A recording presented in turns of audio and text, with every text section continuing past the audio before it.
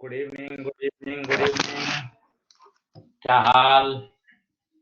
कैसे हैं? कैसे हैं? कैसे हैं? बहुत बढ़िया, बहुत बढ़िया। कुछ बनाए क्या क्वेश्चन? एक्सरसाइज 2 बनी क्या कुछ कुछ? राधे राधे राधे राधे।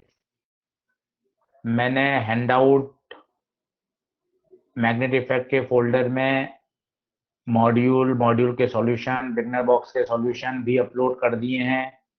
प्लीज आप वहां से भी डाउनलोड जरूर कर लीजिएगा,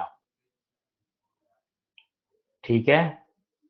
ऋषिका, सुमित चौधरी, मोहित शर्मा, अन्नू कुमारी, बहुत बढ़िया, बहुत बढ़िया। आज पढ़ें, आगे खत्म करें चैप्टर को। 16th lecture, last lecture. कल से ईएमआई चालू करेंगे।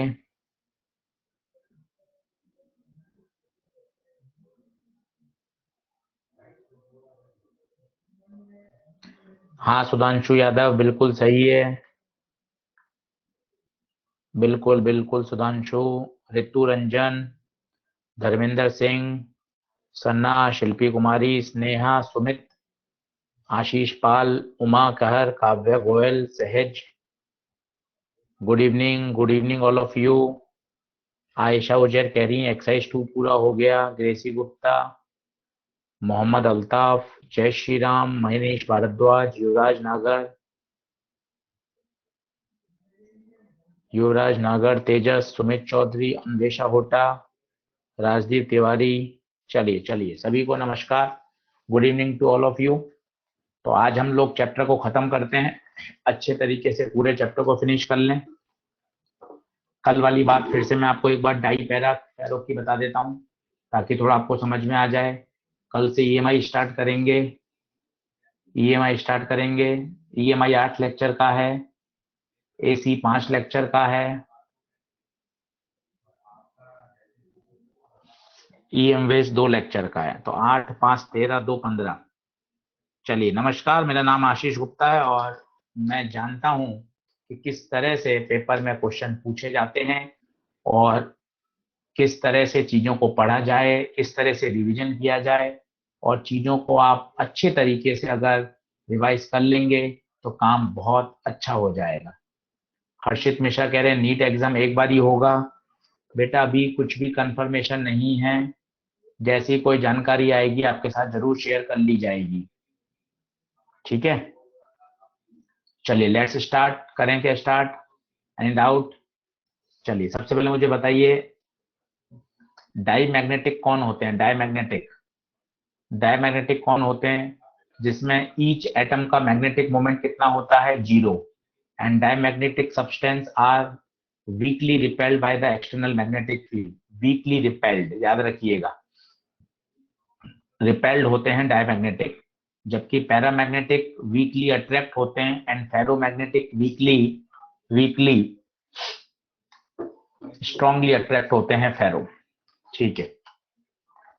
चलिए अब मुझे एक बात बताइएगा, मैंने कल आपको सिखाया था इंटेंसिटी ऑफ मैग्नेटाइजेशन। एक बार जल्दी से समझ लें ताकि आपको फील आ जाएगी। इंटेंसिटी ऑफ मैग्नेटाइजेशन क्या होता है? I vector, magnetic moment per unit volume, magnetic moment per unit volume. जैसे ये वाली बात समझिए, ये बहुत जबरदस्त है और बहुत समझने वाली बात है। ये सोलेनोइड में आपने करंट फ्लो कराई, करंट फ्लो करते ही इसने क्या पैदा करी? फील्ड। और आपको सभी को पता है ये फील्ड होती है म्यू नॉट एन आई। वापस से सुनिएगा, मजा आएगा, इसलिए पढ़ा रहा हूं ताकि आपको ये टर्म बहुत अच्छे से समझ में आए। अब आपको पता है जैसे जैसे आई बढ़ेगा वैसे वैसे बी बढ़ेगा। मेरे हिसाब से इसमें कोई दिक्कत नहीं है। आई के बढ़ने से बी बढ़ेगा, आई के बढ़ने से बी बढ़ेगा, ठीक बात है। अब मैंने क्या किया, इस आयरन रॉड के इस सोलेनोइड के अंदर करंट को कांस्टेंट रखते हुए एक आयरन की रॉड डाल दी, एक आयरन की रॉड डाल दी। अब मुझे पता है आयरन कोर इंसर्ट करते ही इसकी मैग्नेटिक फील्ड बढ़ जाती है, सभी को पता है। अब बढ़ जाएगी, म्यू नॉट नहीं आएगा, mu naught into mu R आएगा। अब सवाल ये पैदा होता है, ये फील्ड क्यों बढ़ गई? मैंने तो करंट को कांस्टेंट रखा था, फिर फील्ड क्यों बढ़ गई? मैंने तो करंट को कांस्टेंट रखा था, फिर क्यों फील्ड बढ़ गई? मैंने तो करंट को कांस्टेंट रखा था, फिर फील्ड क्यों बढ़ गई? तो आप जवाब दे सकते हैं कि सर इस करंट ने सबसे पहले इस आयरन की कोर को मैग्नेटाइज किया होगा। आयरन की कोर फेरोमैग्नेटिक सब्सटेंस है, इसके अंदर मैग्नेटिक इंडक्शन पैदा हुआ, और magnetic induction in the same direction of external field पैदा होगा, क्योंकि फेरो है तो नेट मैग्नेटिक फील्ड बढ़ जाएगी। क्या ये बात ओके है? क्या ये बात आपको फील आ रही है क्या? ये बताइए, ये बताइए। सही है। अब एक मजाकिया देखिएगा, वो भी बढ़िया सोच है पर उससे समझ में आता है, उससे आपको फील आती है। मैंने आयरन की कोर डाली हुई है, सोलेनोइड भी है, परंतु मैंने करंट ही फ्लो नहीं कराई, नो करंट। अब बताइएगा, क्या आयरन की कोर डालने पर फील्ड बढ़ जाएगी क्या? आयरन की कोर डालने पर फील्ड बढ़ जाएगी क्या? आयरन की कोर डालने पर फील्ड बढ़ जाएगी क्या? आप कहेंगे नहीं, क्यों नहीं बढ़ेगी, आयरन तो कोर डाला ना, आयरन तो फेरो है। अरे सर, उसको कोई मैग्नेटाइज करने वाला है ही नहीं। इट मींस इन सब में सबसे जो इंपॉर्टेंट था वो था ये Ni, और ये Ni ही कहलाता है H, मैग्नेटाइजिंग फील्ड। यही है सोर्स, सब इसी का खेल था। ये देख लीजिए, जब आपने आई फ्लो करा तो इसमें फील्ड आया, इसी के कारण वो मैग्नेटाइज हुआ, तो ये है सोर्स। तो पहला फॉर्मूला आ गया बेटा जी, एच कौन? एच है N I, number of turns per unit length into I. बताइए, क्या एच की क्लियरिटी आई आपको? एच की क्लियरिटी आई? ये सोर्स है, क्या ये सोर्स है? क्या ये मीडियम पे डिपेंड करता है क्या? बिल्कुल नहीं करता। एच मीडियम पे डिपेंड नहीं करता। मीडियम पे पता है कौन डिपेंड करता है? मीडियम पे डिपेंड करता है इंड्यूस मैग्नेटिक फील्ड। ये सोर्स है, ये मीडियम पे डिपेंड नहीं करता। बोलिए, क्या ये बात समझ में आ रही है? क्या ये बात क्लियर हो रही है? अब फिर से देखिए, फिर से बताइए, फिर से बताइए, फिर से बताइए। जो आयरन कोर मैग्नेटाइज हुई, तो उस आयरन की कोर ने एक इंड्यूस फील्ड पैदा करी होगी। ये जो इंड्यूस फील्ड पैदा होती है, इसका फॉर्मूला होता है mu naught I, and this I is known as intensity of magnetization. क्या बोलते हैं इसको? Intensity of magnetization. क्या बोलेंगे? Intensity of magnetization. इस आयरन कोर के अंदर जो फील्ड इंड्यूस हुई है, उसका फॉर्मूला है म्यू नॉट आई, और इसकी जो यूनिट होती है वो वही होगी टेस्ला। दोनों में अंतर है। ये तो बी है, सोर्स वाली, जिसे बोल सकते हैं आप बी नॉट। देखिए ध्यान से, क्योंकि आप ये बात मानते हो कि आयरन कोर मैग्नेटाइज हुआ है, आयरन कोर ने इंड्यूस फील्ड पैदा करी है, तो उस इंड्यूस फील्ड का कोई तो फॉर्मूला होगा, तो वो है म्यू नॉट आई। ध्यान दीजिए, यहाँ आई कौन है? Intensity of magnetization. ये सारी बातें क्लियर हैं? तो यस टाइप करिएगा कि हाँ सर, आपने कल वाली बातें फिर से समझा दी। ये इसलिए समझाई क्योंकि ये बहुत परेशानी देती है, क्लियर होना चाहिए। देखो, एच है सोर्स, और उसके कारण जो इंड्यूस पैदा हो रहा है वो बी आई है।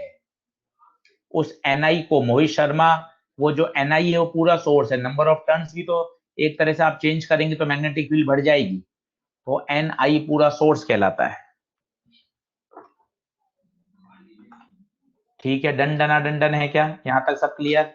अब आप बिंदास बताइए कि जो एक्सटर्नल नेट आएगा, क्या it is the vector sum of B naught plus B I, आप बता सकते हैं ये है एक्सटर्नल फील्ड, और we can say due to source, और ये है induced field due to magnetization of material, due to magnetization of the material.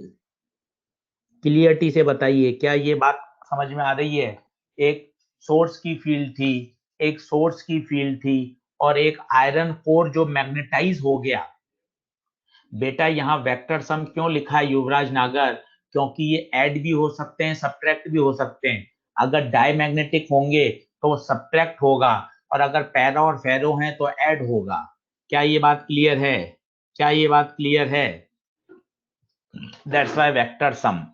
अब बताइएगा एक एक टर्म। बी नॉट की जगह mu naught N I, B I की जगह म्यू आई वेक्टर। इसको बार बार लिख देता हूं ताकि आप परेशान ना हो। इंटेंसिटी ऑफ मैग्नेटाइजेशन, ये बी नेट आपको पता है क्या हो गई थी? Mu naught mu R N I. इस एन आई को क्या लिख सकते हैं? H vector. ये कौन है? H vector. ठीक है, कल मैंने आपको बताया था आई बराबर होता है काई एच। तो इन प्लेस ऑफ, या तो पहले बगैर वैसा देखना चाहते हो तो वैसा देख लो, एच प्लस आई, और इसको वापस बी नेट लिख दो चाहो तो। ये अलग अलग फॉर्म है, एक फॉर्म तो ये है। फिर वापस आप देख सकते हैं, मैं इसको बी नेट ही लिख रहा हूँ, भी इरेजर से सब हटा देता हूँ ताकि आप परेशान ना हो।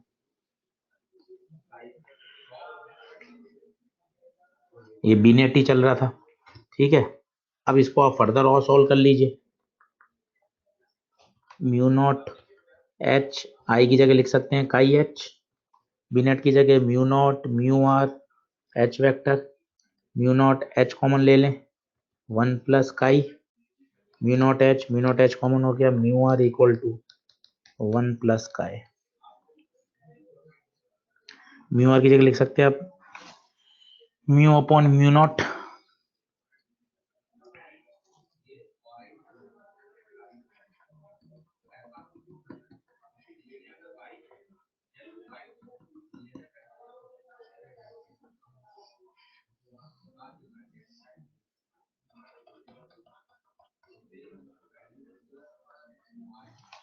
आप बताइए, क्या कुछ क्लियरिटी आई रिलेशन में?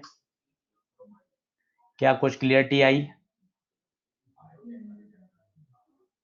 पक्का शिव ज्योति? डन है क्या धीरज?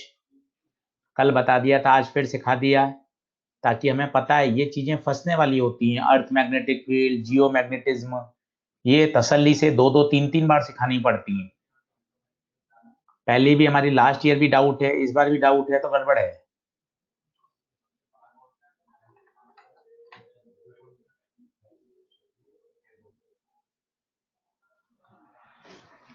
इस वाले में भी बी आई इंड्यूस मत करो ना, वो तो जनरल समझाया था। अब ठीक है, मोहम्मद अल्ताफ ने गलती बताई कि हाँ सर, वो एक जनरल बोलते समय समझाया था। डन है, डन है, डन है। निखिल गुप्ता कह रहे हैं आपकी क्लास वाली रिकॉर्डिंग कल की नहीं चल रही। बेटा मैं चल रहा हूँ, चिंता क्यों कर रहे हो? तुम भी चलो, रिकॉर्डिंग चले नहीं चले उससे क्या फर्क पड़ता है। डन डना डन डन डन डना डन डन। ठीक है, जल्दी से बताइए, जल्दी से बताइए। डाई मैग्नेटिक के लिए काई क्या लेते हैं, नेगेटिव या पॉजिटिव? क्यों नेगेटिव क्यों लेते हैं बताइए? क्योंकि इसके अंदर जो इंडक्शन होता है, जो इसके अंदर इंडक्शन होता है वो एक्सटर्नल के अपोजिट होता है। एच अगर आई कैप में तो इंडक्शन पीछे होगा। जबकि पैरा के लिए बताइए, पैरा के लिए बताइए सेम डायरेक्शन में होता है, पॉजिटिव पर स्मॉल वैल्यू। फेरो के लिए बताइए, फेरो के लिए बताइए पॉजिटिव वेरी लार्ज। क्लियर है? अब म्यू की वैल्यू सोच के बताइए। म्यू आर था 1 प्लस काय, आप सोच के बताइए। म्यू आर है 1 प्लस काय, म्यू आर है 1 प्लस काय, सोच के बताइए। अब x नेगेटिव है, x को अगर आप नेगेटिव रखोगे, x को अगर आप नेगेटिव रखोगे तो म्यू आर 1 से छोटा आएगा। इसमें x पॉजिटिव 1 में जुड़ेगा तो ग्रेटर देन 1 आएगा, और बहुत बड़ा है तो बहुत ज्यादा है। क्या ये बात क्लियर है? डन डना डन डन है क्या? डन है, डन है, डन है, डन है, डन है, डन है, डन है। ठीक है। टेम्परेचर डिपेंडेंसी मैं आपको बता चुका हूं, फिर से सुन लीजिए। डाई मैग्नेटिक में तो देखा गया कि वो टेम्परेचर पर डिपेंड ही नहीं करता। कौन? एक्स काय। पैरा में इनवर्सली प्रोपोर्शनल होता है, ये इनवर्सली प्रोपोर्शनल होता है, और इसे ही कहते हैं क्या? Curies law. क्या कहते हैं बच्चों? Curies law. It means temperature के बढ़ाने पर ससेप्टिबिलिटी क्या होती है? बढ़ती है। फेरो में क्या होता है? एक पर्टिकुलर टेम्परेचर के बाद ये फॉलो करता है ऐसा। और शायद आपने पढ़ा हो, greater than Curie temperature all paramagnetic substance, all ferromagnetic substance किस में कन्वर्ट हो जाते हैं? पैरा में।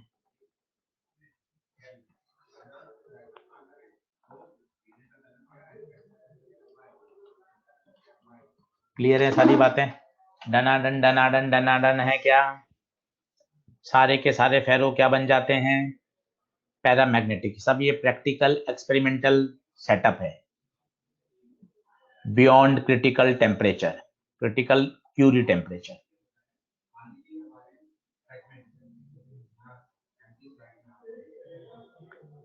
मोहित शर्मा, टेम्परेचर बढ़ाने पर मैग्नेटिक ससेप्टिबिलिटी कम होती है बेटा, इनवर्सली प्रोपोर्शनल है।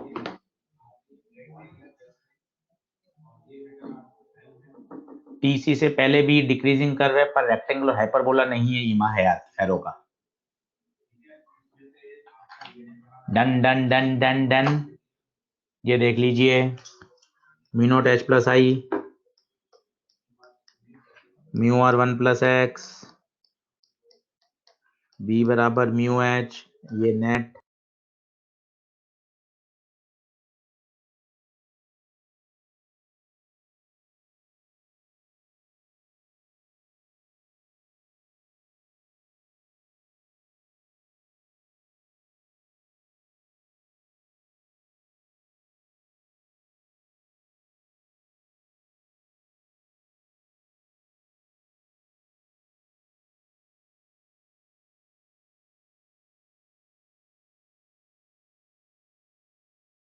आप आई की निकाल लो, जो आई की होगी वही एच की होगी, ये तो डायमेंशन लेस है।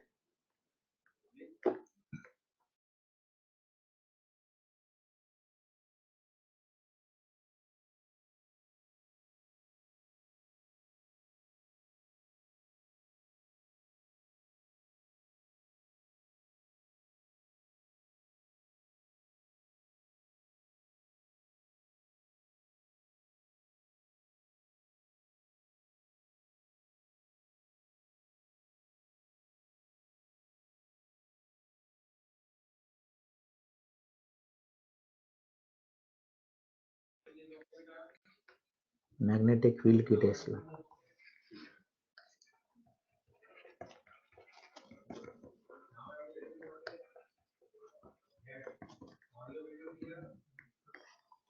अब बताइए कुछ क्लियरिटी आई?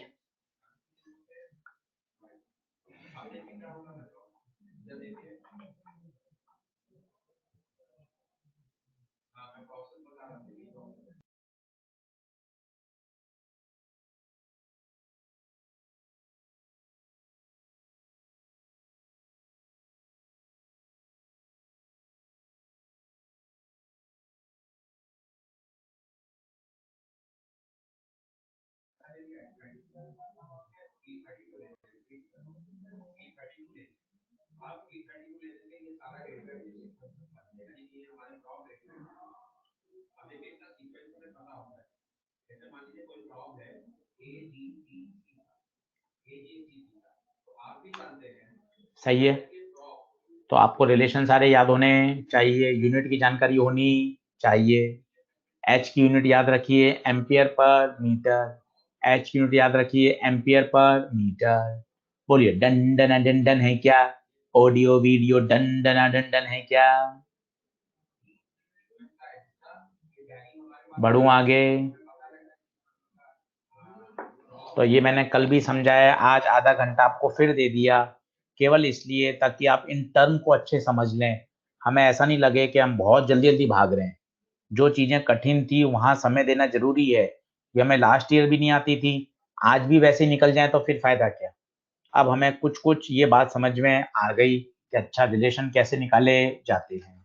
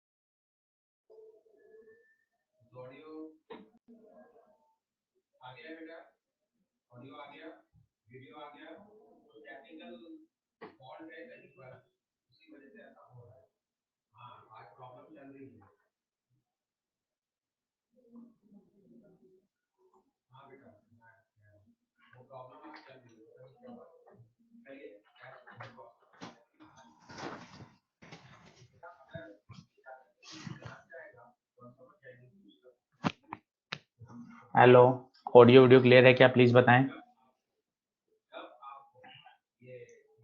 बढ़ूं आगे? डन डना डन डन है, डन डना डन डन है। फॉल्ट आ रही है यहाँ, इंटरनेट की फॉल्ट है इसलिए बार बार डिस्कनेक्ट हो रहा है। तसल्ली से धैर्य पूर्वक करते रहें, कहीं भी चिढ़ने की परेशान होने की जरूरत नहीं है। Have patience. हम भी बिल्कुल पेशेंस के साथ हैं, आप भी पेशेंस रखिए। टेक्निकल फॉल्ट होती रहती है, हम भी तो बीमार होते हैं। सही है, डोंट बी पैनिक, मस्त रहिए। ये वाला क्वेश्चन कर सकते हैं क्या? फॉर्मूला बेस है, सॉल्यूशन साथ में दे रखा है ताकि आप फटाफट देख सकें। चलिए बढ़ूं क्या आगे? डन है क्या? Magnetic materials. बढ़े आगे, बढ़े आगे, बढ़े आगे।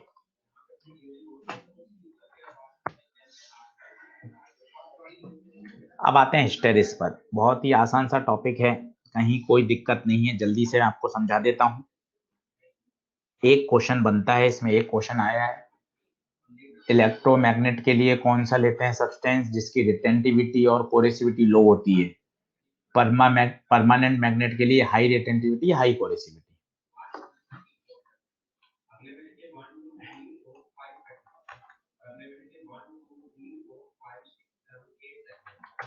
बढ़ूं क्या आगे?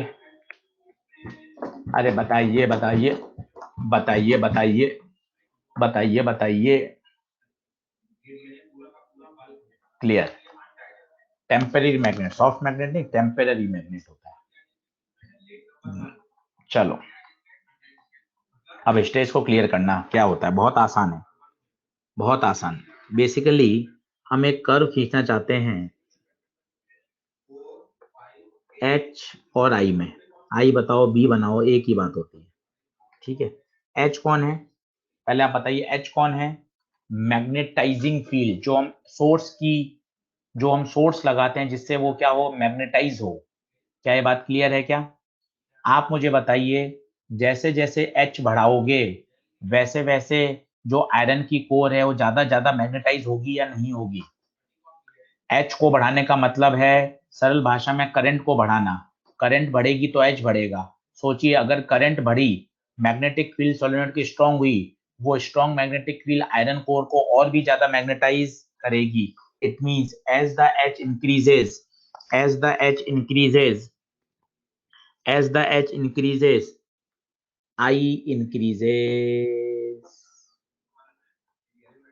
बढ़ते बढ़ते बढ़ते बढ़ते बढ़ते एक सैचुरेशन लेवल आ जाता है, मतलब इसके बाद आपने और H बढ़ाया तो अब I नहीं बढ़ेगा। तो ये हो गया आपका सब्सटेंस मैग्नेटाइज्ड। ओ ए मैग्नेटाइज को बता रहा है, देख लीजिए। ओ से एक एक बात करिए। ये टोटल प्रैक्टिकल एक्सपेरिमेंटल कर्व हैं, कोई इसका फॉर्मूला नहीं है कि उससे बने स्ट्रेट लाइन है, पैराबोला है, सर्कल है, कुछ नहीं है। एक्सपेरिमेंटल कर्व है। ये करेक्टरिस्टिक प्रॉपर्टी होती है, हर मटेरियल का अलग बनता है। ओवरऑल यही रहता है, पर हर मटेरियल का, किसी का छोटा, किसी का बड़ा, किसी का पतला, किसी का मोटा, ये मटेरियल का करेक्टरिस्टिक है। ऐसा नहीं है ये पैराबोला की इक्वेशन होगा, ये लीनियर इंक्रीज क्यों नहीं हुआ, ये पैराबोला क्यों नहीं बना, ये हाइपरबोला क्यों नहीं बना, ये सर्कल क्यों नहीं बना, इसका किसी के पास जवाब नहीं है। These all are experimental practical results, जिनके आउटकम्स हमें पढ़ने हैं। हर मटेरियल की अलग अलग प्रॉपर्टी के हिसाब से, करेक्टरिस्टिक के हिसाब से बनाए जाते हैं। क्या ओ ए पार्ट क्लियर है क्या? बताइए, ओ ए पार्ट क्लियर है क्या? मैग्नेटाइज हो गया, ठीक है। अब हमने क्या किया, आगे बढ़ने से तो फायदा नहीं है, स्ट्रेट लाइन आ रहा है। अब हमने H को कम किया, अब हम पीछे आए। अब हमने क्या किया, बैक गियर लगाया और H को कम किया। तो हमने सोचा कि जब H को बढ़ा रहे थे तो I बढ़ रहा था, तो हमारे मन में आया H को कम करेंगे, बैक गियर लगाएंगे तो गाड़ी उसी रास्ते से वापस पीछे आ जाएगी। पर गाड़ी उसी रास्ते से वापस पीछे नहीं आई। It means exactly reversible process नहीं था। H को बढ़ाने से I कम तो हुआ, परंतु उसने कोई अलग रास्ता फॉलो किया। बताइए, ये बात क्लियर है क्या? उसने अलग रास्ता फॉलो किया। H को कम होने से I कम तो हुआ, पर उसने अलग रास्ता फॉलो किया। और हम आ गए एट बी पर। एट बी को ध्यान से देखिए, आपने H हटा दिया, H इज 0, बट सब्सटेंस के पास अभी भी कुछ ना कुछ मैग्नेटाइजेशन रह गया है। देखिए ध्यान से, आपने H हटा दिया, वो चीज ही हटा दी जो मैग्नेटाइज कर रही थी, उसके बावजूद भी सब्सटेंस के अंदर अभी मैग्नेटिक प्रॉपर्टीज रह गई हैं। और वी कैन से सब्सटेंस के अंदर अभी चुंबकत्व मैग्नेटिक प्रॉपर्टीज रह गई हैं। उदाहरण के तौर पे, जब हम लोहे की कील पर वायर को लपेट देते हैं और उसमें करंट फ्लो कराते हैं, तो लोहे की कील मैग्नेट की तरह बिहेव करती है। जब हम करंट को बंद कर देते हैं तो अभी भी कुछ समय तक उसके अंदर मैग्नेटिक प्रॉपर्टी रह जाती है। क्या ये बात क्लियर है क्या? हमने से बाहर से करंट को बंद कर दिया, फिर भी उसके अंदर मैग्नेटिज्म रह चुका है, कुछ मैग्नेटिज्म रह गया है। दैट्स वाई पहली टर्म आ गई, ओबी इज व्हाट, इसे कहते हैं रेजिडुअल मैग्नेटिज्म। देखिए, इसको ओके करिए। This OB part is known as residual magnetism. आपने H को हटा दिया, पर इसके बावजूद भी सब्सटेंस के अंदर कुछ चुंबक की प्रॉपर्टी, सब्सटेंस के अंदर कुछ मैग्नेटिक प्रॉपर्टी, सब्सटेंस के अंदर कुछ मैग्नेटिज्म बचा खुचा रह गया है। That is known as residual. अगर बी तक क्लियर हो तो बताइए कि हाँ सर आगे बढ़ो। बी तक क्लियर है क्या? क्लियर है, सब्सटेंस के अंदर कुछ मैग्नेटिक इंडक्शन रह गया। अब आपने क्या किया, बच्चों, H को अब H को रिवर्स कर दिया, H रिवर्स मतलब करना, बोले तो करंट की डायरेक्शन अपोजिट कर दी। तो अब अपोजिट मैग्नेटिक फील्ड पैदा होगी। वो अपोजिट मैग्नेटिक फील्ड ऑलरेडी जो सब्सटेंस के अंदर मैग्नेटिज्म रह गया था, पहले उसको डिस्ट्रॉय करेगी। तो आप C पर आओगे। सोच के देखिए, एट C क्या है? एट C H तो 0 नहीं है, परंतु I 0 हो गया। बहुत ध्यान से देखिए, उदाहरण के तौर पर बहुत लॉजिकल समझिए। उस सॉलिड के अंदर 10 टेस्ला की मैग्नेटिक फील्ड रह गई थी। उस सोलेनोइड के अंदर 10 टेस्ला की मैग्नेटिक फील्ड रह गई थी। अब आपने रिवर्स में फील्ड लगाई, -1 टेस्ला, -2, -3, -5, -8। जब वो -10 टेस्ला रिवर्स में लगेगी तो पहले वो 10 टेस्ला वाली कैंसिल होगी। आपने -10 लगा रखा है पर अभी अंदर कोई फील्ड नहीं है, क्योंकि पहले की जो 10 बच गई थी उस 10 ने अभी नए वाले 10 को रिवर्स ऑर्डर में कैंसिल किया है। बताइए क्या ये बात क्लियर हुई? और वी कैन से एट सी पूरा कंप्लीट डीमैग्नेटाइजेशन हो चुका है, कंप्लीट डीमैग्नेटाइजेशन हो चुका है। बताइए सी तक क्लियर है क्या? बस अब तो इसके बाद रिपीट टेलीकास्ट है। यहां तक बताइए, पहले हुआ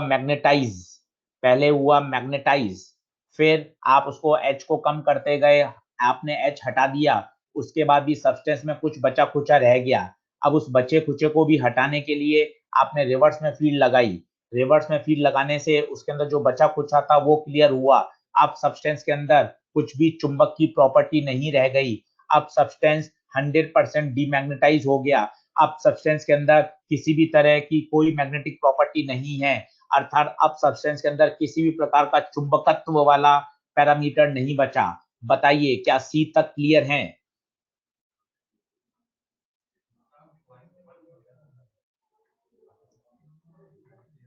क्लियर, डन है, डन है। And this part is known as coercivity, coercivity. और यही बताता है hardness of the material, hardness बताता है कोई मैग्नेट कितना हार्ड है। आप बताइए जितना हाई कोरेसिविटी होगा उसका क्या मतलब, खुद फील करिए। हाई कोरेसिविटी का क्या मतलब? इसका मतलब उस सब्सटेंस के अंदर जो चुंबकत्व रह गया है उसको खत्म करने के लिए आपको बहुत बहुत मेहनत करनी पड़ेगी, बहुत एक्सटर्नल में रिवर्स मैग्नेटिक फील्ड लगानी पड़ेगी, तब जाके आप उसको 100% डीमैग्नेटाइज कर सकते हैं। हार्डनेस बताता है, इट मींस अगर मुझे कभी परमानेंट मैग्नेट बनाने का मौका मिलेगा दुकान में, लेबोरेटरी में, तो वो मटेरियल चुनूंगा कि जिसकी कोरेसिविटी हाई होती है। बताइए ये बात क्लियर है क्या?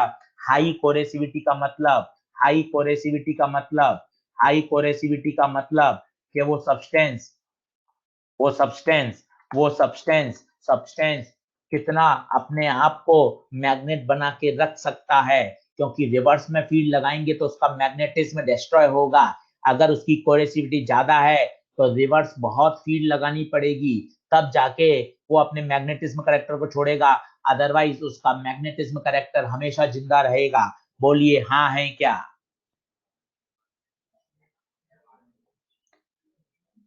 परमानेंट मैग्नेट बनाने के लिए मुझे कोरेसिविटी ज्यादा चाहिए। बस अब इसके बाद तो कर रिपीट टेलीकास्ट है। अब डीमैग्नेटाइज हुआ, अब बताइए क्या होगा? फिर से H बढ़ेगा, वो मैग्नेटाइज होगा, ये सैचुरेशन लेवल आएगा, फिर आप उल्टा लगाओगे, ये 0 होगा, फिर वापस मैग्नेटाइज करोगे। ये पूरा एक साइकिल है, देख लीजिए, ये रिपीट है।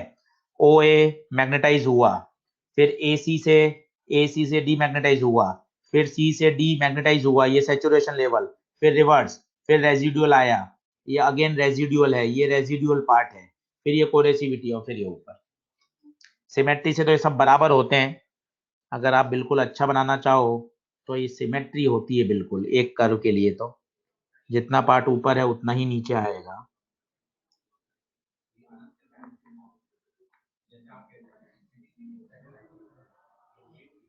वो देख लीजिएगा थोड़ा थोड़ा। डन डना डन डन है क्या? क्या क्लियर हुआ? कुछ पहली बार समझ में आई कोरेसिविटी? कोरेसिविटी मींस हार्डनेस। क्लियर? ये देखिए कॉज ऑफ हिस्टेरिस, हिस्टेरिस का मतलब बेसिकली होता है H को हटाने के बाद भी उसमें B रह गया, लैग बिहाइंड, लैग बिहाइंड। ये रिटेंटिविटी होती है कार्तिक वर्मा, ये रिटेंटिविटी है बेटा, OB। देख ले आंख खोलकर बेटा, ये OC कोरेसिविटी है, जो पार्ट ऊपर है वही पार्ट नीचे है बेटा। कार्तिक वर्मा, सी के बाद बेटा कुछ भी नहीं है, पी साई उमा। सी के बाद फिर हम H को बढ़ा रहे हैं, एच बढ़ता जा रहा है, सब्सटेंस के अंदर मैग्नेटाइजेशन आ रहा है रिवर्स में, -20, -30, -50 सैचुरेशन होगा, फिर वापस आप क्या करेंगे, एच को विड्रॉ करेंगे।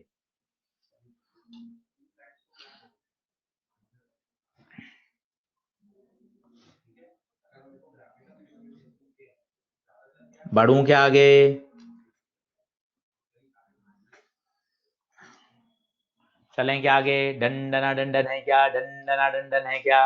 हाँ, जो रेजिडुअल मैग्नेटिज्म है वही रिटेंटिविटी है, जो रेजिडुअल मैग्नेटिज्म है वही रिटेंटिविटी है।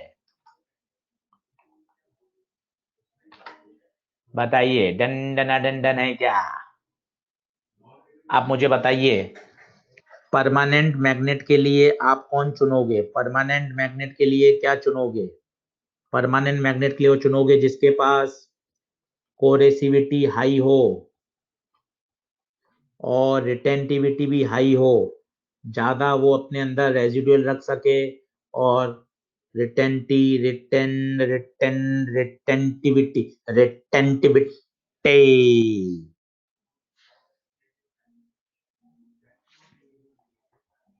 जबकि टेम्परेरी मैग्नेट बोलें, टेम्परेरी मैग्नेट या इलेक्ट्रोमैग्नेट जो तुरंत मैग्नेटाइज हो तुरंत डीमैग्नेटाइज हो, लो कोरेसिविटी, लो रिटेंटिविटी, लो होना चाहिए। आप खुद सोचो ना, फटाफट मैग्नेटाइज हो फटाफट डीमैग्नेटाइज हो। अच्छा, मजे की बात है, जो इसका एरिया होता है, ये जो एरिया देता है वो देता है एनर्जी लॉस्ट पर यूनिट वॉल्यूम। अब आप कहोगे सर एनर्जी क्यों लॉस्ट हुई, एनर्जी बिल्कुल लॉस्ट होनी चाहिए थी, क्योंकि जब आपने एच को वापस कम किया तो आई कम तो हुआ पर सेम रिवर्स ऑर्डर में नहीं आया, वो अलग ऑर्डर में आया इसके अंदर। इसका मतलब आपको जो उसके अंदर मैग्नेटिज्म रह गया उसके लिए आपको एक्स्ट्रा एनर्जी नेगेटिव में देनी पड़ेगी। इट मींस इसमें एनर्जी वेस्ट है, एग्जैक्ट रिवर्सिबल प्रोसेस नहीं है। एनर्जी लॉस्ट पर यूनिट वॉल्यूम।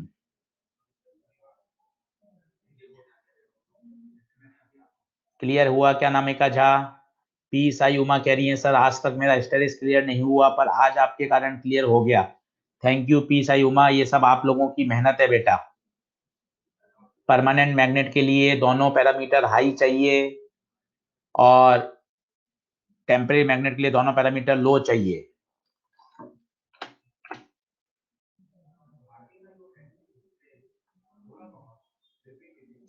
देखिए, हार्ड मैग्नेट मतलब permanent, high retentivity high coercivity, steel, steel की कोरेसिविटी ज्यादा होती है, इसकी कोरेसिविटी कम होती है। तो परमानेंट मैग्नेट के लिए स्टील, परमानेंट,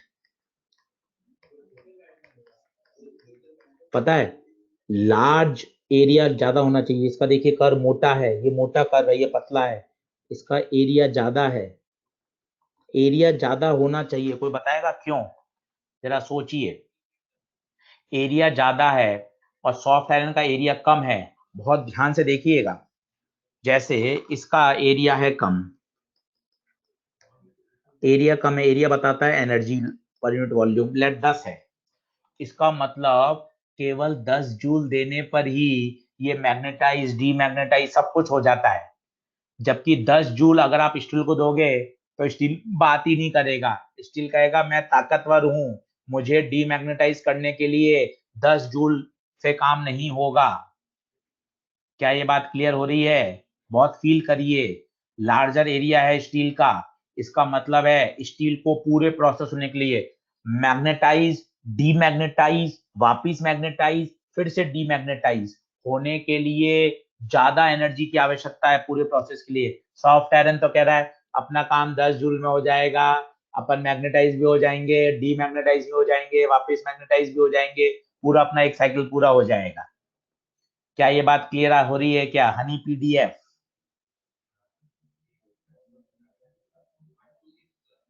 आप लोगों का डेडिकेशन, आप लोगों की पढ़ाई, आप लोगों का ध्यान से सुनना, ये सब मैटर करता है और इसी के कारण आप चीजों को अच्छा समझ रहे हैं। ईमा हयात, हनी पीडीएफ, अन्वेषा होटा, सलोनी गुप्ता, एरकोडे, प्रियांशी राजपूत।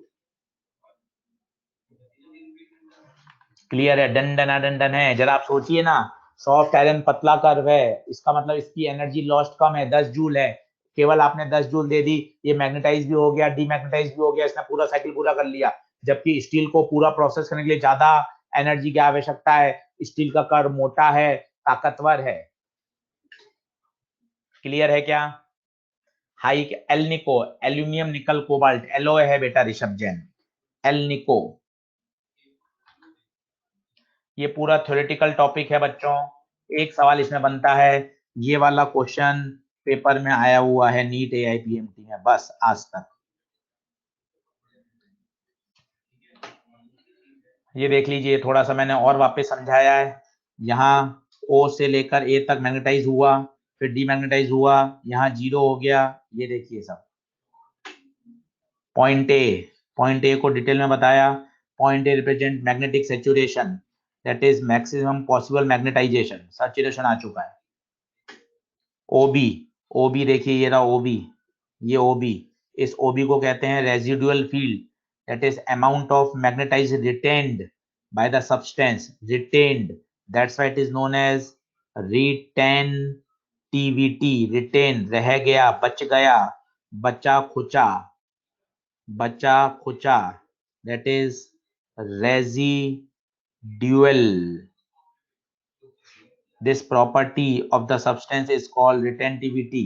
देखिए अलग से बता रखा है, वापिस से बना देता हूं कर्व आप लोगों के लिए, मजा आ जाएगा आपको, मजा, डर हटेगा तभी तो मजा आएगा, मजा आएगा तभी तो आप पढ़ोगे घर जाके। हाँ घर पर ही हो तो मुझे भी पता है। ये देखिए, ये this is retentivity. Coercivity, coercive field, amount of field applied in opposite direction, opposite लगाया ताकि उसका जो रेजिड्यूल है वो खत्म हो जाए, to completely demagnetize. Greater the coercivity more will be the magnetic hardness, ये मैंने आपको बताया था, कोरिसिटी ज्यादा होगी, हार्डनेस ज्यादा होगी।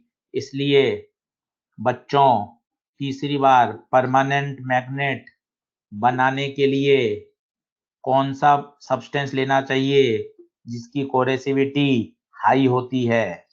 बताइए मजा आ रहा है क्या? बताइए मजा आ रहा है क्या?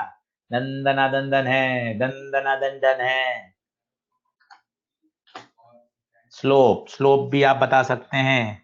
अगर कोई कर्व y और x में होता है तो किसी पॉइंट पे इसका स्लोप आपको पता है, वो होता है dy/dx। ये कर्व है बच्चों I और H में, I और H में है, I और H में है, तो इसका क्या देगा, di/dh। और याद करिए x होता था I/h, तो इसका जो स्लोप है वो देता है मैग्नेटिक सस्टेनिटी। और वेरिएबल आप देख सकते हैं, कर्व का नेचर बदलता जा रहा है। इसका जो एरिया है वो जरूरत नहीं है, फिर भी मैंने आपको लिख दिया एरिया।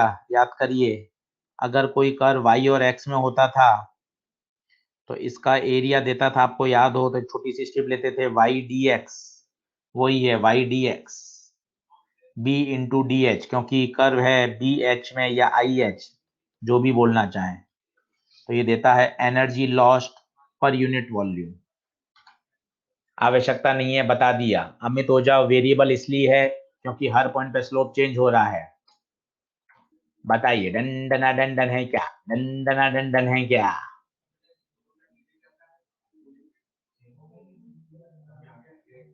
अभी देखिए 6 क्वेश्चन, 1 2 3, ये भी AIPMT का है, एक्सरसाइज 2 का ही है, 4 5 6। अब ये 6 क्वेश्चन आप कर लोगे तो आपके डाई पैरा फेरो के सारे सवाल क्लियर। 6 क्वेश्चन आए हैं अभी तक, और एक आया है नीट 2020 में।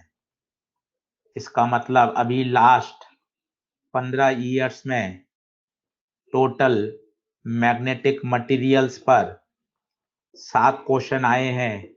7 के 7 मैं आपको करके दिखा देता हूं, तो आपको मजा आ जाएगा, आपका मन खुश हो जाएगा। ये आपने कर लिया, ये और कर लीजिए, तो क्लियरिटी एकदम शानदार, मन खुश, दनादन, क्लियरिटी। ये होता है सब्जेक्ट, ये होती है तैयारी, ये है प्लानिंग। इस प्लानिंग के से आप पढ़िए तो मजा आएगा। इस तरह की मेहनत करिए। कोई टॉपिक पढ़ा, उसके सारे सवाल छांट के करके डाल दिए। ये तरीका, ये सोच, ये अप्रोच लाइए सब्जेक्ट में तो मजा आएगा। अब आप खुद देखिए, बहुत ही सिस्टम सा है। दो पोल थे, उसके बीच में एक डायमैग्नेटिक रॉड डाल दी। डायमैग्नेटिक रॉड डाल दी, जैसे ही आपने करंट को पास करा, ये पोल मैग्नेटाइज हुए, magnetic field I. Diamagnetic magnetic field को पसंद नहीं करती, रिपेल होती है, तो वहां से क्या हो जाएगी, पुश अप हो जाएगी, ऊपर की तरफ चली जाएगी। ये ऊपर किसने करी, आपने करी, मैंने करी, या उस मैग्नेटिक फील्ड के कारण रिपेल हुई? रिपेल हुई। और वो मैग्नेटिक फील्ड किसने पैदा करी? करंट सोर्स ने। करंट सोर्स ने। जो वर्क आया वो कहां से आया? From current source. उसी ने तो वर्क किया, मैग्नेटिक फील्ड पैदा करी, और उस मैग्नेटिक फील्ड के कारण ही डायमैग्नेटिक सब्सटेंस क्या हुए, रिपेल हुए। बोलिए, डंडना डंडन है क्या? अन्वेषा उल्टा, बी और आई बेटा एक ही चीज होती है। ज्यादा आई होगा तो बी भी तो ज्यादा होगा, क्योंकि बी मिलके बना होता है B naught plus B I से। एक बार और सुनेंगे मनीष भारद्वाज। ये रॉड डायमैग्नेटिक की लटकी हुई थी, ये दो पोल थे, दो पोल थे। जैसे ही आपने करंट पास करी, डायमैग्नेटिक रॉड रिपेल हो गई। रिपेल होनी भी थी, क्योंकि वो तो हमेशा मैग्नेटिक फील्ड से दूर भागती है, repel by the external field. अब ये रिपेल क्यों हुई? करंट ने वर्क किया होगा, उस वर्क के कारण ही तो रिपल्शन हुआ।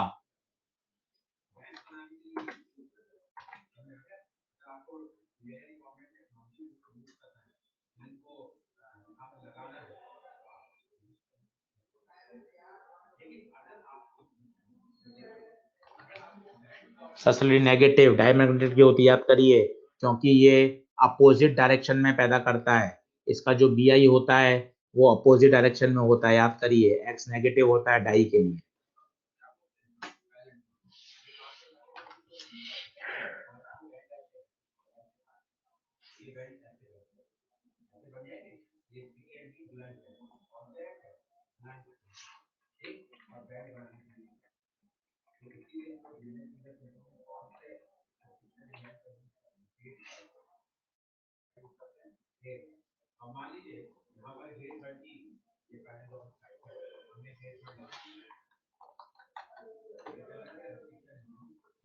क्लियर है? आसान है। वो देखिए, ए फेबली रिपेल्ड, फेबली का फीबली का मतलब होता है वीकली, तो ए होगा डाई। बी फेबली अट्रैक्टेड, ये होगा पैरा। स्ट्रांगली अट्रैक्ट, ये होगा फेरो। रिमेन अनकनेक्टेड, ये होगा नॉन मैग्नेटिक मटेरियल। तो is true, B is paramagnetic, B is para. C is diamagnetic, नहीं, सी डायमैग्नेटिक नहीं है। D is ferro, D ferro नहीं है। ए इज नॉन,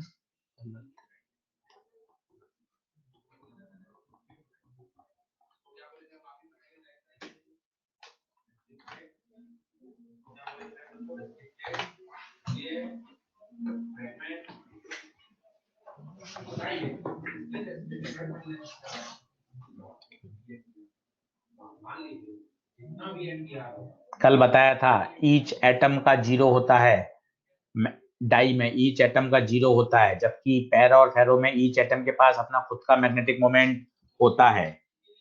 क्लियर है?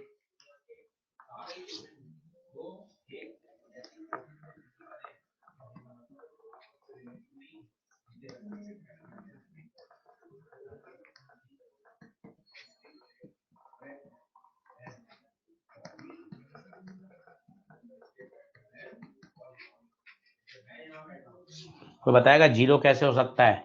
मैं आपको बताता हूं।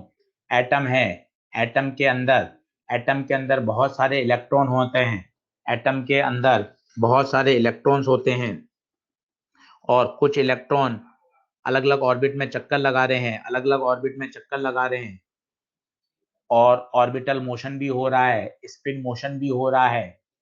तो कुछ का पॉजिटिव मैग्नेटिक मोमेंट है, कुछ का नेगेटिव मोमेंट है, तो एक ही एटम का जीरो है, पेयर्ड इलेक्ट्रॉन्स मोटे रूप से आप कह सकते हैं। बिल्कुल शिल्पी कुमारी, सही कह रहे हैं आप। सारे क्वेश्चन करके देख लिए, उससे क्या आपको मजा आ गया कि हाँ कोई टेंशन नहीं है मुझे, कि मेरी क्लियरिटी हो जाए, शानदार मैं तैयारी कर लूं तो बढ़िया शानदार तैयार। ये इलेक्ट्रोमैग्नेट क्या बनाएंगे बताइए? Low retentivity and low coercivity. Soft iron, soft iron का अगर आप कर्व बनाए तो उसका एरिया भी कम होता है, पता है आपको? बहुत पतला कर्व आता है। लो रिटेंटिविटी, लो कोरेसिविटी। ज्यादा पता है कोरेसिविटी डोमिनेट करता है, इसकी कोरेसिविटी डोमिनेट करती है हमेशा, ध्यान दीजिएगा।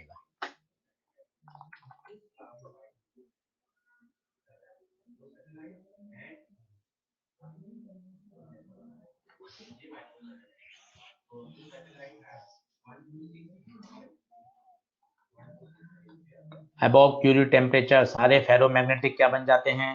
पैरामैग्नेटिक।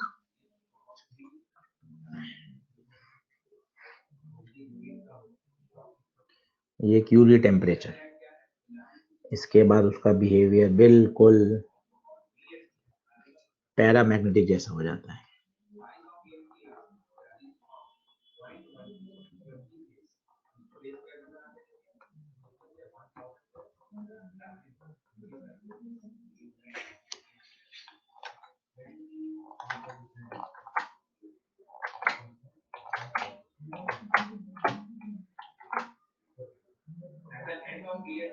सारे क्वेश्चन कर लिए, 7 क्वेश्चन कर लिए, 7। एक सबसे पहले किया था नीट 2020 का, और ये 6, 7 के साथ मैग्नेटिक मटेरियल्स के डन। अब टेंशन नहीं है दिमाग में कि किस तरह का सवाल आता है, क्या आता होगा, बहुत कठिन आता होगा, किस तरह से करते होंगे, अब टेंशन नहीं है। एक अलग लेवल की कॉन्फिडेंस रहती है मन में कि हाँ यार मेरे हैंडआउट तैयार हैं, पुराने सारे बढ़िया तैयार हैं। अब ये साइक्लोट्रॉन वैसे तो बोर्ड का टॉपिक है, बोर्ड के लिए पूरी कंस्ट्रक्शन वर्किंग आती है, न्यूमेरिकल के लिए तो सारी बातें आप ऑलरेडी जानते हैं, मैं आपको बता देता हूँ फिर भी। ये चार्ज पार्टिकल को एक्सलेट करने के काम आता है।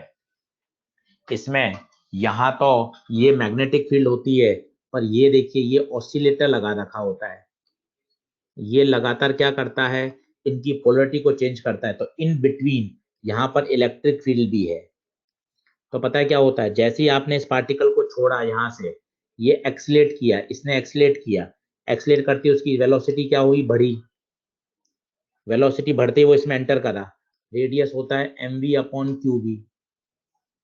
उसने ये पूरा चक्कर लगाया, चक्कर लगाते ही जैसे ये यहाँ आया, इसने इसको फिर से इसकी स्पीड को क्या कर दिया, बढ़ा दिया। जैसी स्पीड बढ़ी, अब उसकी रेडियस क्या हो जाएगी, बढ़ जाएगी। रेडियस बढ़ जाएगी, अब आप देखिए वो ज्यादा बड़े पाथ पे चला। फिर इस ऑसिलेटर ने फिर से पोलरिटी को चेंज कर दिया, फिर यहाँ से निकला इस वाले हिस्से में, फिर से इसकी स्पीड क्या हो गई, इस वाले हिस्से में इलेक्ट्रिक फील्ड लगी, इसकी स्पीड बढ़ी, फिर से रेडियस बढ़ी। अब आप देख सकते हैं अब ये बड़े पाथ पे जा रहा है। अच्छा, यहाँ जब अंदर अंदर रहेगा तब उसकी स्पीड कांस्टेंट रहेगी। याद करिए, मैग्नेटिक फील्ड में कभी भी स्पीड नहीं बढ़ती, केवल ये वाला जो रीजन है, इस रीजन में वो जब जब आएगा तब जब वो क्या करेगा, एक्सलेट करेगा। कौन करेगा, उसको इलेक्ट्रिक फील्ड क्या करेगी, एक्सलेट करेगी, उसकी स्पीड बढ़ाएगी। स्पीड बढ़ेगी तो रेडियस बढ़ती जाएगी। ये आप देखिए रेडियस बढ़ती जा रही है। एक बच्चे ने मुझसे बहुत अच्छे से सवाल पूछा कि सर मैग्नेटिक फील्ड का क्या रोल है, आप तो स्पीड बढ़ा रहे हो तो स्पीड तो एक्सलेट इलेक्ट्रिक फील्ड से बढ़ जाती, मैग्नेटिक फील्ड का क्या रोल है। बहुत बढ़िया प्रश्न उसने पूछा कि सर मैग्नेटिक फील्ड कर क्या रही है, मैग्नेटिक फील्ड कर क्या रही है, वो सर्कुलर में घुमा रही है, घुमा रही है, उससे हो क्या रहा है सर, हो क्या रहा है, फायदा क्या, मुझे तो हाई स्पीड चाहिए, हाई स्पीड तो इलेक्ट्रिक फील्ड लगा दें। बहुत बढ़िया प्रश्न पूछा था, उसका जवाब बहुत शानदार है। इलेक्ट्रिक फील्ड वही है, पर इस सेमी सर्कल पाथ से वो पार्टिकल बार बार बार बार बार बार उसी इलेक्ट्रिक फील्ड में एंटर कर रहा है, जिसके कारण उसकी स्पीड लगातार बढ़ती जा रही है। बहुत शानदार कॉन्सेप्ट है। मैग्नेटिक फील्ड का यूज क्या है?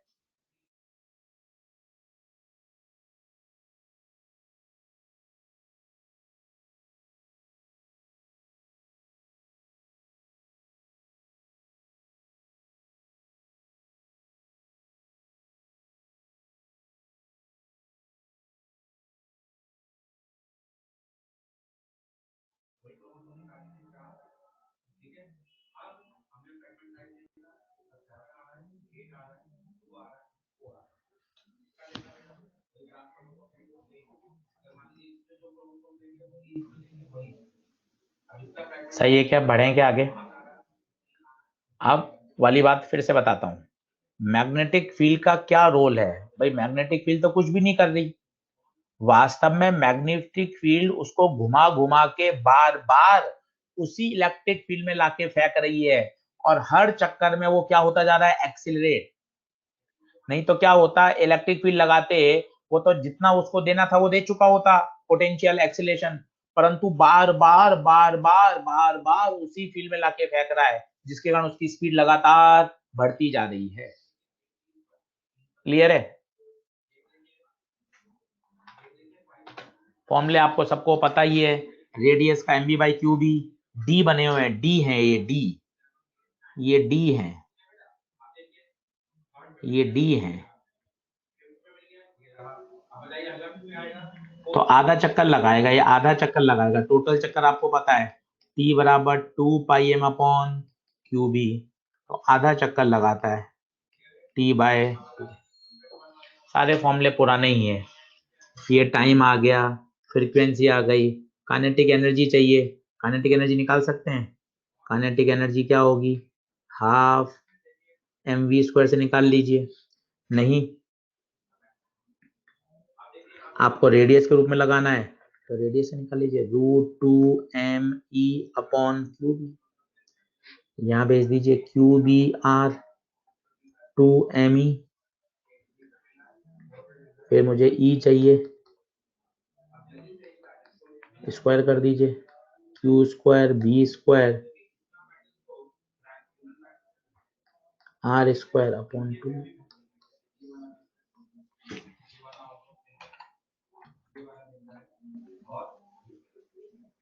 इसका यूज कहाँ है मोहम्मद आसिफ? इसका यूज है न्यूक्लियर रिएक्शंस में, जब हम चार्ज पार्टिकल को हाई स्पीड से एंटर करवाना पड़ता है उनकी स्टडी करने के लिए रेडियो एक्टिविटी में, न्यूक्लियर में, तब जाके इनका यूज आता है। Cyclotron is use for accelerate the positive charge particle.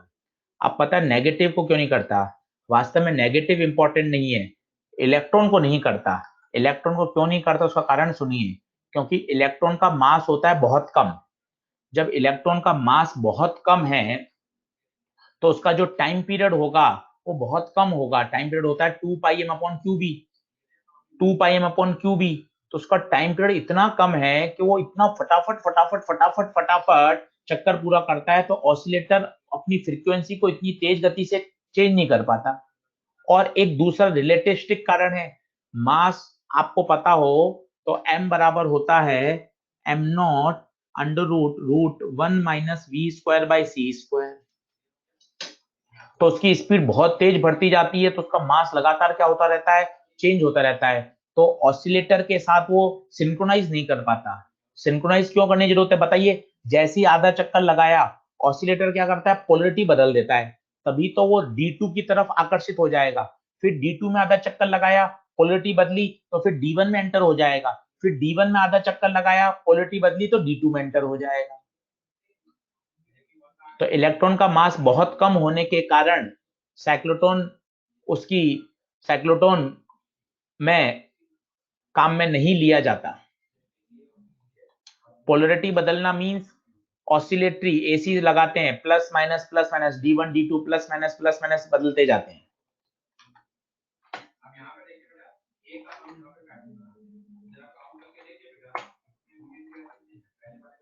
सही है क्या?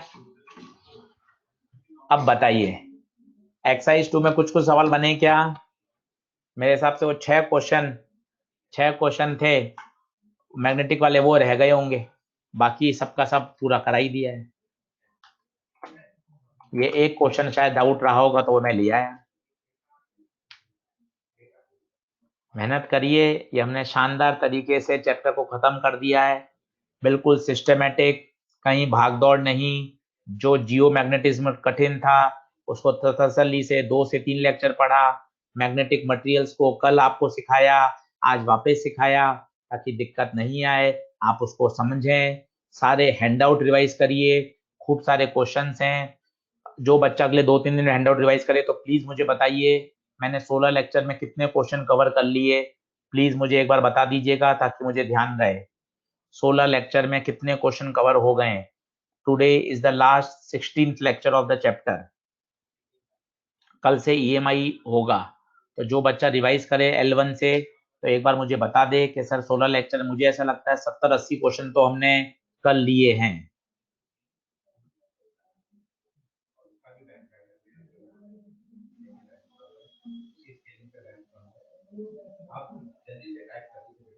सही है। ईएमआई के 8 लेक्चर लगेंगे, ईएमआई के 8 लेक्चर लगेंगे। अब एक बढ़िया इंटरेस्टिंग टॉपिक बताता हूँ, ये क्वेश्चन तो हम कर ही लेंगे। एक होता है मैग्नेटिक लेविटेशन। कभी आपने सुना हो? होता क्या है, जैसे ये कोई सोलेनॉइड है, ये आपने बैटरी लगाकर इसमें करंट फ्लो कराई, इसने मैग्नेटिक फील्ड पैदा करी, स्ट्रॉन्ग मैग्नेटिक फील्ड होनी चाहिए, वेरी स्ट्रॉन्ग। अब आपने क्या किया, यहां पर एक ब्लॉक रख दिया डाई मैग्नेटिक सब्सटेंस।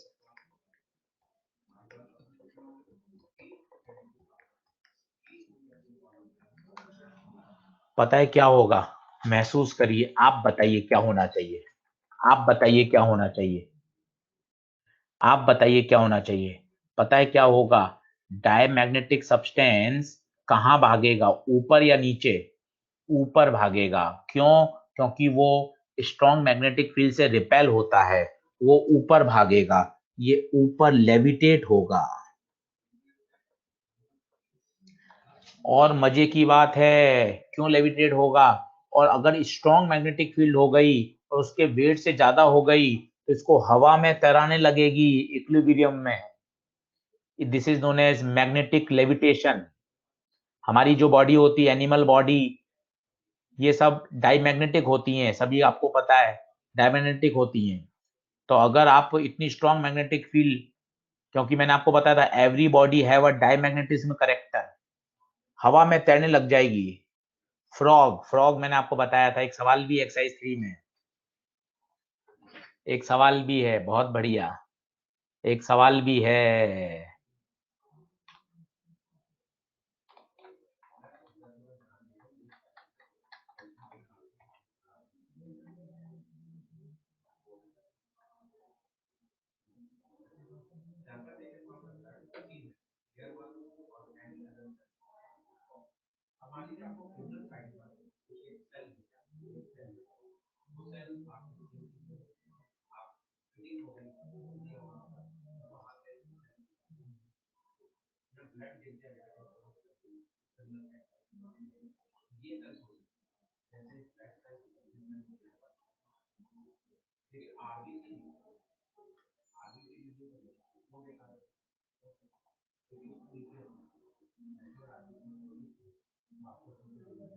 ये देखिए, ये डिस्क हवा में तैर रही है, ये देखिए,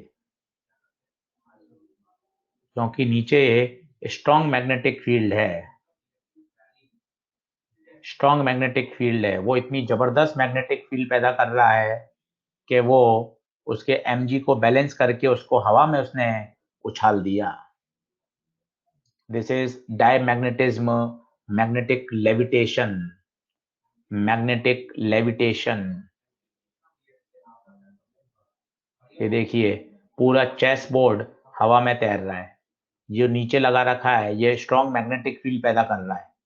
ये देखिए पूरा चेस बोर्ड हवा में तैर रहा है, तो इसका जो mg है वो कौन बैलेंस कर रहा है? इस मैग्नेटिक फील्ड के द्वारा लगाया गया upward repulsive force, upward repulsive force.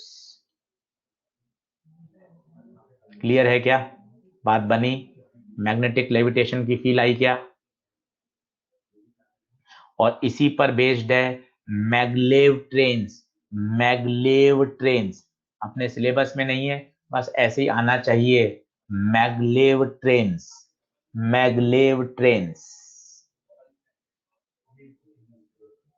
ठीक है, तो मेरे हिसाब से ये बात आपको क्लियर होनी चाहिए और काफी अच्छे से आ भी गई होगी समझ में। तो मैग्नेटिक लेविटेशन क्लियर हुआ क्या? मैग्नेटिक लेविटेशन क्लियर हुआ क्या? हाँ, अर्थ की मैग्नेटिक फील्ड BH बहुत स्मॉल होती है ना, उसका वर्टिकल कंपाउंड हॉरिजॉन्टल कंपाउंड, इसलिए वो काम नहीं करता कार्तिक वर्मा। ये तो बहुत स्ट्रॉन्ग मैग्नेटिक फील्ड पैदा करनी पड़ेगी। चलिए ये वाला क्वेश्चन करके देखें। क्वेश्चन करके देखिए क्या कह रहा है। Parvesh Golcha Golcha, proton is release, release मतलब स्पीड 0 है, तो अभी मैग्नेटिक फोर्स तो काम करेगा नहीं, क्योंकि मैग्नेटिक फोर्स तो क्यू बी साइन थीटा होता है। उसके बावजूद भी ये वेस्ट में भागने लगा, इसका मतलब पक्का पक्का, पक्का पक्का इलेक्ट्रिक फील्ड वेस्ट में होगी, क्योंकि प्रोटॉन है, प्रोटॉन पे होता है पॉजिटिव चार्ज।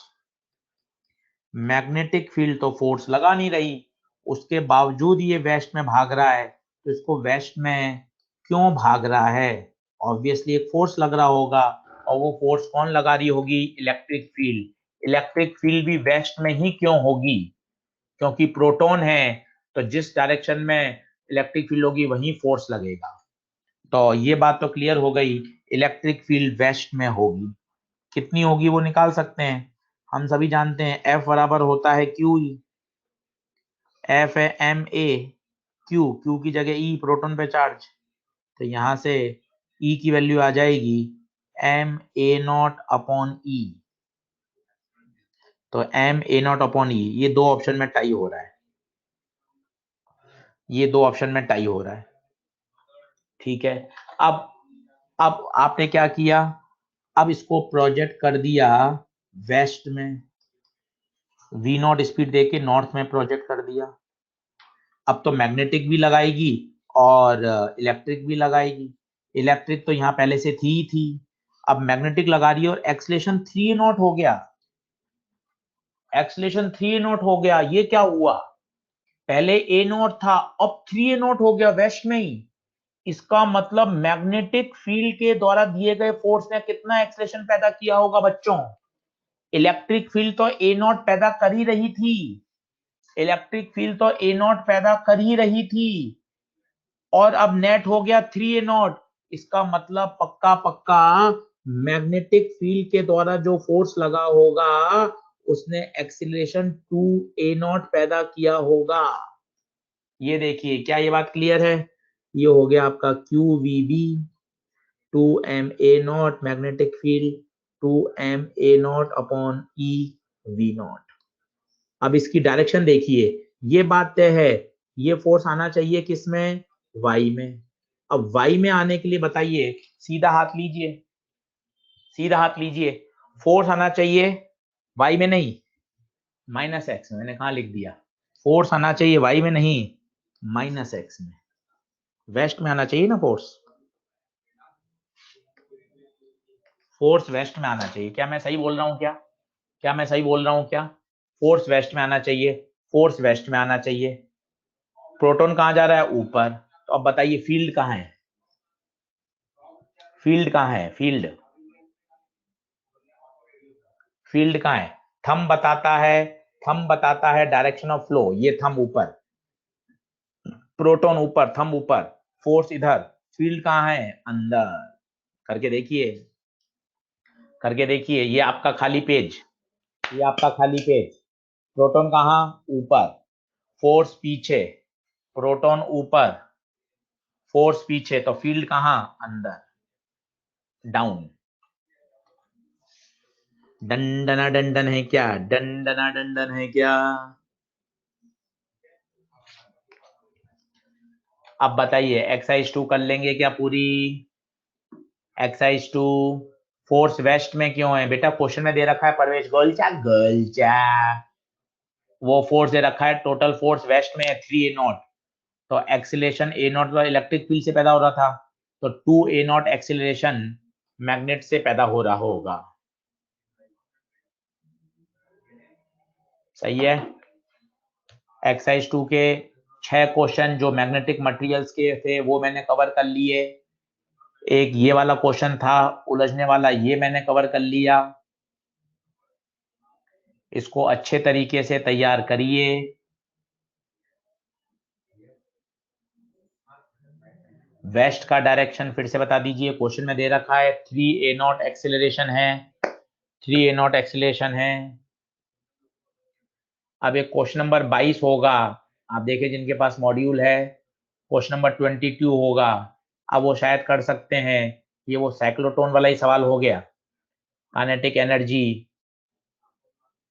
अब आप शायद कर सकते हैं क्वेश्चन नंबर 22 देख सकते हैं, और साइक्लोट्रॉन का ये है फॉर्मूला बेस, साइक्लोट्रॉन नहीं भी पढ़ते तो भी हो जाता। उशलीन कौर पूछ रही हैं ऑफलाइन में ईएमआई स्टार्ट हो गया क्या? उशलीन कौर ऑफलाइन में कल ईएमआई स्टार्ट होगा। उशलीन कौर कल ईएमआई स्टार्ट होगा। कॉन्ग्रेचुलेशन, आपके भी कल ही स्टार्ट होगा। साइक्लोट्रॉन्स उन पार्टिकल्स के यूज करते हैं जिनका मास ज्यादा होता है, पॉजिटिव चार्ज होता है, मास ज्यादा होना चाहिए। इलेक्ट्रॉन के लिए नहीं करते क्योंकि इलेक्ट्रॉन का मास कम होता है।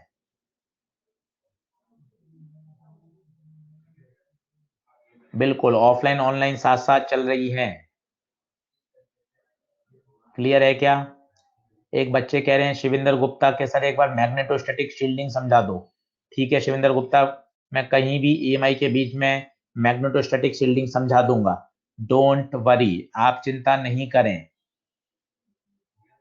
ठीक है शिविंदर गुप्ता, किसी भी तरह की चिंता नहीं करिएगा, मैं ईएमआई में कहीं भी बीच में 5 मिनट में समझा दूंगा। Don't worry. क्लियर है? सैटरडे की छुट्टी है, टेस्ट की तैयारी करने के लिए सैटरडे की छुट्टी है। डन डना डन डन है क्या? चलिए, तो अपने ध्यान रखिए, आज पूरा मैग्नेटिज्म अच्छे से तैयार करिए। पूरे 16 लेक्चर हमने तैयार कर लिए अच्छे से। एक बच्चा कह रहा है सर वो प्रोटॉन इलेक्ट्रॉन बीम वाले सवाल में मुझे दिक्कत आ रही है, आप मुझे याद दिला दीजिएगा, मैं सब बीच बीच में कवर कर लूंगा। कहीं भी आप पैनिक मत होइए, अभी टारगेट रखिए एक्सरसाइज 2 एक्सरसाइज 3 वो पूरी हो जानी चाहिए। और ये 16 लेक्चर के हैंड आउट तैयार कर लीजिए। मुझे लगता है इसमें लगभग 75 से 80 क्वेश्चन हो जाने चाहिए।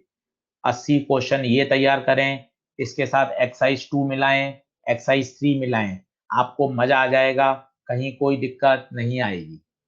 तो कल से बच्चों हम चालू करेंगे, कल से हम चालू करेंगे EMI. Thank you so much.